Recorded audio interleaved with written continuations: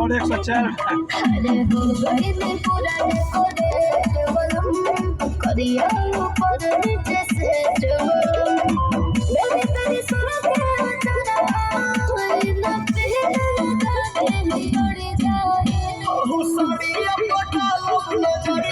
फिर से पड़ी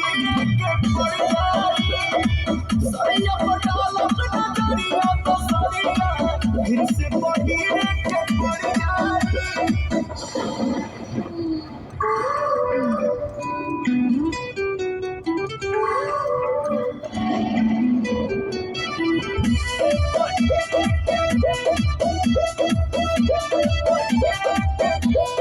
सुने ना